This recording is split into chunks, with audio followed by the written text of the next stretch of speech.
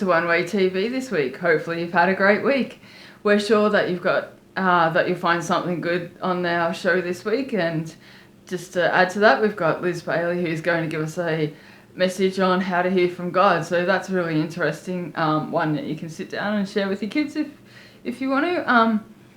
Make sure you share a link, onewaytv.org, and make sure you tune in 7 p.m. Friday or 9 a.m. Sunday so that you can join in our live chat session. See ya!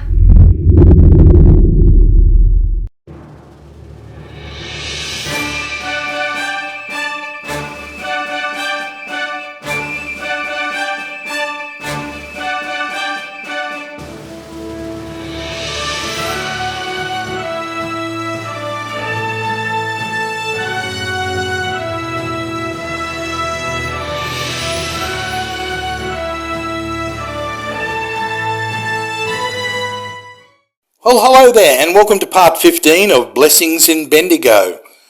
St Aidan's Orphanage was opened on July 19th, 1904. The institution, built to be both an orphanage and a penitentiary, was a massive 3-storey brick structure of English Gothic design. A report on miners' disease called phthisis was released on August 18th. It recommended rigid enforcements of several parts of the Mines Act regarding conditions in the mines and was endorsed by a public meeting. 1906, on September 11th, the mine owners, mining managers and miners' associations met and agreed to provide better ventilation in the mines. A statue commemorated the discovery of gold in Victoria and was funded by the profits of Victorian gold. Also in that year, the Jubilee exhibition was unveiled at the lower end of Pall Mall, which is now Howard Place, on June 29th. Also, the YMCA was established in Bendigo in July.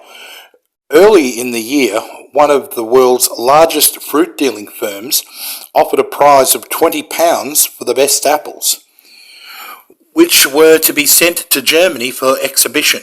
Strathfield Shire Councillor T. Somerville decided to enter and send 40 cases of apples.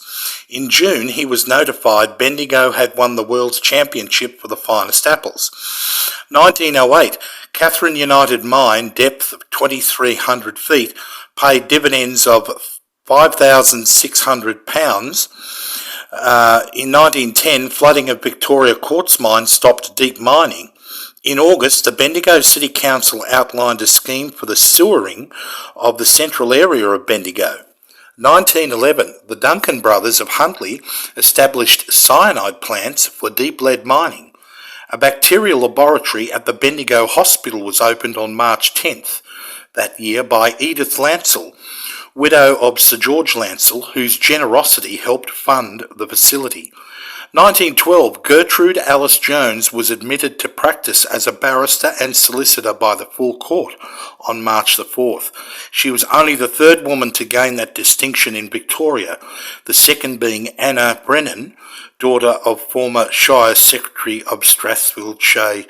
1913, the Lyric Theatre, Bendigo's premier picture theatre, opened in February.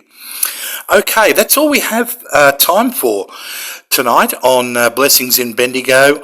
Make sure you join us next week for part 16. Thank you. Bye. Hi everyone. We're just going to have a little chat about hearing from God, and we all find amazing things happening when we start to tune in to the Father, who has all wisdom, all knowledge and all understanding. And as we tune into him, we find that we're learning all the time how to hear from God. And there are 3 main ways that we hear from God.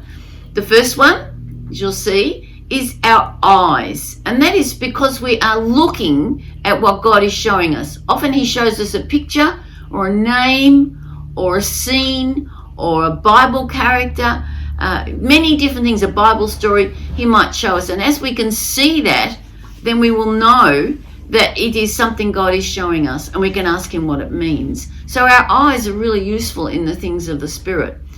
And then secondly, there's our ears, and we actually hear the voice of God, not these ears, not audibly. That's very rare. But what is quite common is people hearing inside, in here. That's where God is. He's in there. And so we're hearing God speaking on the inside. What does it sound like? Do you know what? It sounds just like our thoughts. Isn't that amazing? It's our voice speaking. And as we speak, as we hear, God speak, we are alert more and more to that's not my thought. That was God's thought. He put that thought in my mind. So you might think of someone's name. You might think of a place. You might think of a Bible verse. You might think of a song. All those things are God speaking to you, giving you something deep down in here where it really comes from God and His throne. And He's giving us divine inspiration, divine understanding, divine wisdom, divine knowledge to help us on our way. The third way that we hear from God is through our feelings. That's why we illustrate it with our heart or with our hands. And not so much I feel cold or I feel frightened, but more I'm aware. I'm conscious. I know something is being alerted within me that God is speaking to me. Now, through these ways, we can find so much wisdom, so much clarity, so much guidance, so much proof of the way that we're going is the right way. And God is showing us this all the time. It's just amazing how He can guide our footsteps. I just wanted to tell you some stories, amazing stories of people who have been helped by hearing from God. This is a farmer. He had 6 children and he needed to feed those kids and he needed to have an income. He was near Forbes in New South Wales, and there's a terrible drought going on there. And he's asking God, what can I do? I need an income. All the farms around me are not sowing anything because they know there's no income coming in from harvesting. There's a drought. And God spoke to him in a dream. He often speaks to us in dreams. It's quite biblical. In the Bible, many people had dreams, and many of them were guided through those dreams. And he was guided. He saw his huge acreage, and he saw one particular paddock. And God was like shining a light on that paddock. And God said to him, sow canola in that paddock. So he went out, he spent tens of thousands buying seed to sow in this dust. And he and his wife worked hard to sow in the dust. There was no dampness in the soil. There was no rain forecast. There hadn't been rain for years. But he trusted God. He trusted he heard from God. So he planted these seeds. And you know, they had a marvelous crop. Just have a look at it. Amazing, amazing crop of canola. That was his income. And his farm was saved because he heard from God. It's a bit like Noah, you know. The neighbours were probably looking going, what are you doing? Don't you know there's a drought? Don't you know there's no rain? And yet he did it. Just like Noah built an ark in a place where there was no water. God spoke to him. He listened and he had his miracle. Now these kinds of things are happening all the time. Maybe you've had it happen to you and you didn't realize it was actually God speaking to you. He loves you. He wants to give you the wisdom from above. He wants to share his knowledge with you. He wants you to walk a path that is not so troublesome, because you are following his will into what to do. You know, I use it in everyday life. I use it even when I'm shopping. All right, God, what do you want me to get? Where do you want me to go? What do you want me to buy? What's something on special that I need this week? And I find he saves me lots of money. He cares about me. He cares about you. He cares about the little things of life. He wants to make us succeed. He cares about our budget. He doesn't want us to waste money on things that aren't important. He wants us to find the specials, to find the bargains. I'm glad I belong to this God. I'm glad he's my Heavenly Father. If you don't know him, he can be your Heavenly Father too. He can be the one who is completely going to give you the best choices in life, because you are prepared to listen to him and you are prepared to follow him. I hope that you are more alert to what you can see and what you can hear and what you can feel as God speaks to you during today. Try to tune into him today. Thank you.